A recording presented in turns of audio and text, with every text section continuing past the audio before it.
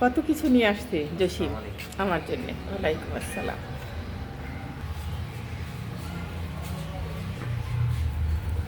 আবার উপরে নিয়ে যাচ্ছে, উপরে নিয়ে রেখে আসবে।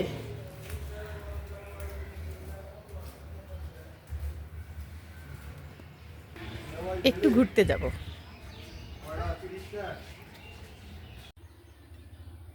এখানে রান্না করব মুরগির মাংস। সব সময় তো শুধু মাংসই রান্না, এখানে সব মশলা আছে, এলাচ, দারচিনি, তেজপাতা, তারপর গোলমরিচ, লং, এটা দিয়ে দিচ্ছি। এটা একটু ভেজে নিব।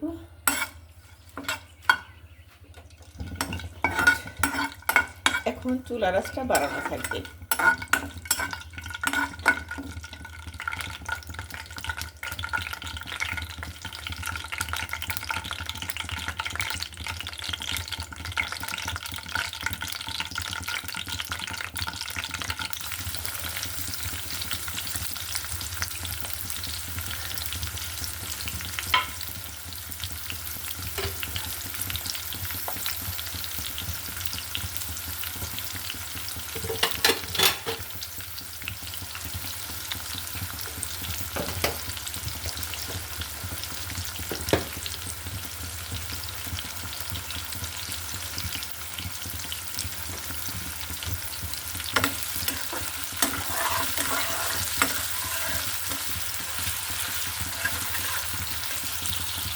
এখানে দিয়ে দিচ্ছি আদা বাটা, কিউব করে দুটা, তিনটা, এটা ফ্রিজে রেখেছিলাম আদা বাটা, তিনটা কিউব দিয়ে দিলাম।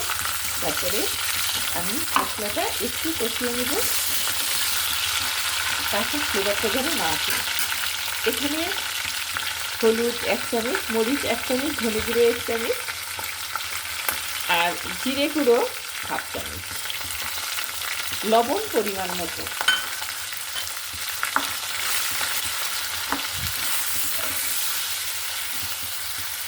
এখানে আমি পানি অ্যাড করব একটু, পেঁয়াজটা পুড়ে যাবে তাহলে। মশলাটা আমার যে কাঁচা ফ্লেভারটা ছিল সেটা কষানো হয়ে গেছে। এখন আমি মাংসটা এখানে অ্যাড করব। যখন মশলা থেকে তেলটা উপরে চলে আসবে তখন বোঝা যাবে, আর মশলাটা দলা থেকে আসবে তখন বোঝা যাবে মশলাটা আমার কষানো হয়ে গেছে। আমি মাংসটা ভালোভাবে কষিয়ে নেব।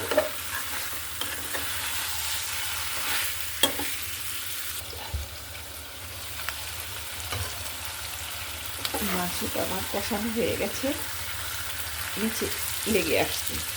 এখন আমি এখানে গরম পানি অ্যাড করব।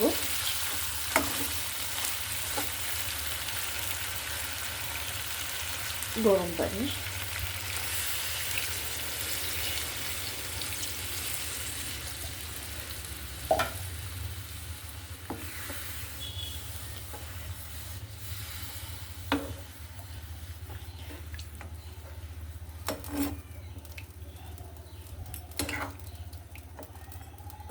এখন আমি ঢেকে দেব। মশলাটা আমি এখানে ডাইরেক্ট করে নিব। কিছু দারচিনি, কিছু গোলমরিচ, কিছু এলাচ, কিছু লং, এটা আমি ভালো করে ভেজে নিব। 3টা তেজপাতা, এখানে দিয়ে দিব কিছু জিরা। এখন মশলাটা নামিয়ে ফেলব। আমি ডাইরেক্ট করা মশলাটা দিয়ে দিচ্ছি। আমার মাংসটা হয়ে গেছে, এখন নামিয়ে ফেলব।